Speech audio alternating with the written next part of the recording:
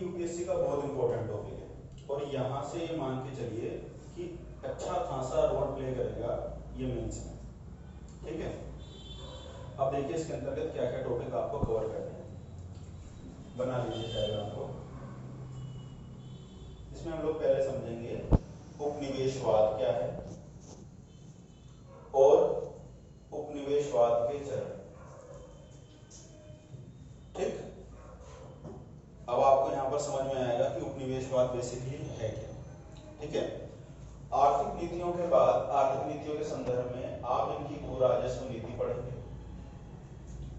ठीक है, अंग्रेजों ने किस तरीके से भारत से अधिकतम लाभ प्राप्त करने के लिए भारत में भू राजस्व नीति को लागू किया। ठीक है, लैंड रेवेन्यू सिस्टम और भू राजस्व नीति में आप लोग देखेंगे यहाँ पर स्थायी बंदोबस्त,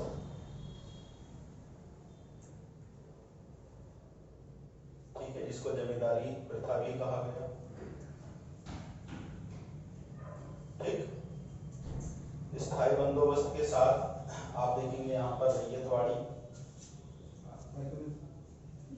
ठीक है, और फिर महलवाड़ी। ठीक, समझ में आ रही है बात। तो भू राजस्व नीति देखनी है। फिर देखना है कृषि का वाणिज्यीकरण, कृषि का वाणिज्यीकरण,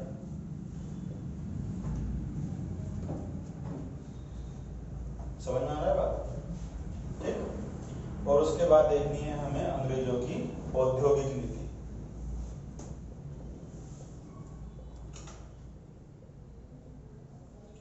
ठीक है, और इसी को समझना है हमें विऔद्योगीकरण के रूप में, और यहीं से निकलेगा आपका हस्तशिल्प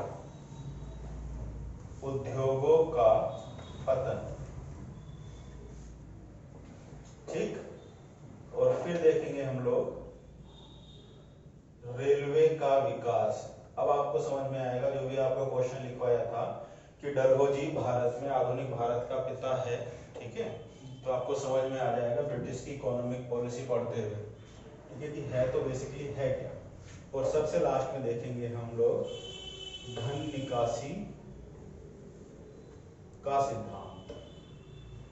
ठीक है, कि बेसिकली ब्रिटिशर्स ने भारत में किया क्या था। ठीक है, यानी ड्रेन ऑफ वेल्थ। इसी पे दादा भाई नौरोजी वो किताब लिख रहे हैं, poverty and un British rule in India. समझ में आ रही है बात। ठीक, तो उसको विस्तार में चर्चा करेंगे। यहां तक की बात समझ में आ गई। ठीक है, तो आज जो टॉपिक रहेगा आपका वो रहेगा उपनिवेशवाद और उसके चरण।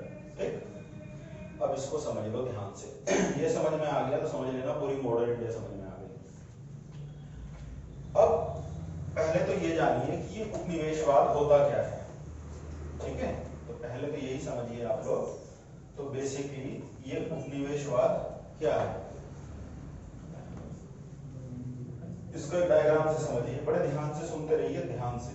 अगर ये टॉपिक मिस हो गया तो समझ में नहीं आएगा कुछ भी, और ये टॉपिक समझ में आ गया तो आज पूरा आधुनिक भारत समझ में आ जाएगा। उपनिवेशवाद, अब आप ये समझिए कि एक कोई विकसित राष्ट्र है,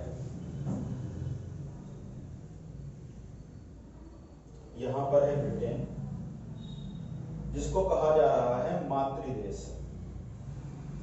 मदरलैंड। ठीक, कोई भी एक पिछड़ा हुआ राष्ट्र या अविकसित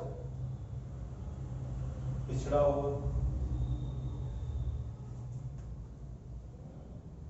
और ये है भारत। ठीक, जिसको उन्होंने बनाया क्या, गुलाम। समझ में आ गई बात। या इनका ये क्या रहा, उपनिवेश। इंग्लिश में बोलेंगे हम इसको कॉलोनी। ठीक, और ये कॉन्सेप्ट कहलाएगा क्या, कॉलोनिज्म। बात समझ में आ गई। अब बिल्कुल ध्यान से समझिए परिभाषा। जब किसी विकसित राष्ट्र के द्वारा, ठीक है, किसी अविकसित या अल्प विकसित या पिछड़े हुए राष्ट्र पर, ठीक, नियंत्रण किया जाए। किस लिए नियंत्रण किया जाए, आर्थिक लाभ के लिए। ठीक है, टू गेन मैक्सिमम प्रॉफिट। तो ये क्या है, ये फ्लो ऑफ मनी। ठीक, इस विकसित राष्ट्र का उद्देश्य है इस उपनिवेश से क्या कमाना, ज्यादा से ज्यादा आर्थिक लाभ गेन करना। ठीक है, तो किसी एक विकसित राष्ट्र के द्वारा किसी पिछड़े हुए राष्ट्र की किन किन चीजों पर कंट्रोल करना, नियंत्रण करना। सबसे पहले राजनीतिक, आर्थिक और सामाजिक। अगर किसी विकसित राष्ट्र के द्वारा किसी पिछड़े हुए राष्ट्र की राजनीतिक, आर्थिक और सामाजिक संरचनाओं पर नियंत्रण कर लिया जाए, इन पर अगर नियंत्रण हो जाए, तो वो राष्ट्र उसका क्या बन जाएगा, उपनिवेश यानी गुलाम बन जाएगा। समझ में आ गई बात? अब अगर आपको राजनीतिक कंट्रोल बनाए रखना है, ठीक, तो उसके लिए आपको क्या करना पड़ेगा, कोई ना कोई एक स्ट्रक्चर क्रिएट करना पड़ेगा, यानी एक प्रशासनिक संरचना वहां पर आपको लेके आनी पड़ेगी, एक मजबूत प्रशासनिक संरचना। ठीक, तो बेसिकली अंग्रेजों ने भारत पर अपना कंट्रोल बनाए रखने के लिए एक मजबूत आर्थिक ढांचा, या आप कह लीजिए क्रिएट किया। ठीक, तो ये जो मातृ देश है, इसको हम बोल रहे हैं कि विकसित राष्ट्र है। ठीक, तो ये यहाँ पर भारत पर इन राजनीतिक, आर्थिक और सामाजिक कंट्रोल बनाए रखने के लिए औपनिवेशिक नीतियां लागू करेगा। ठीक है, कौन सी नीतियां लागू करेगा, ये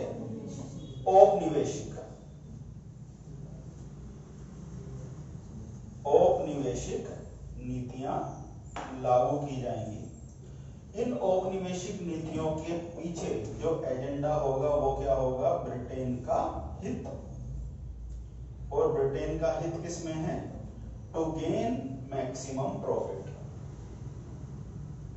समझ में आ गई बात? अब क्योंकि ब्रिटेन का हित छिपा है, या जो आर्थिक नीतियां बनाई जाएंगी उसमें जो ऑब्जेक्टिव है वो फुलफिल होना चाहिए, तो ब्रिटेन की सरकार के द्वारा भारत में जो जो रिप्रेजेंटेटिव भेजे जाएंगे, उन्हीं रिप्रेजेंटेटिव को आप गवर्नर कह रहे हैं, और 1858 के बाद वायसराय बोल रहे हैं। बात समझ में आ गई?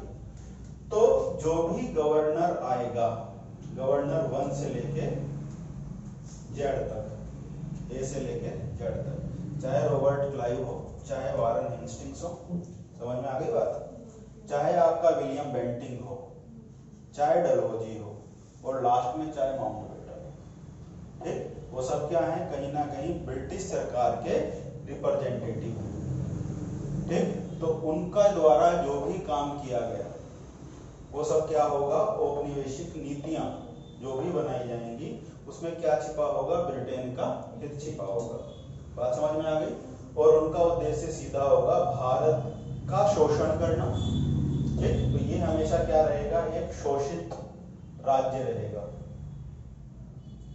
समझ में आ गई बात? और ये हमेशा किसकी भूमिका में रहेगा, एक शोषक की भूमिका में रहेगा।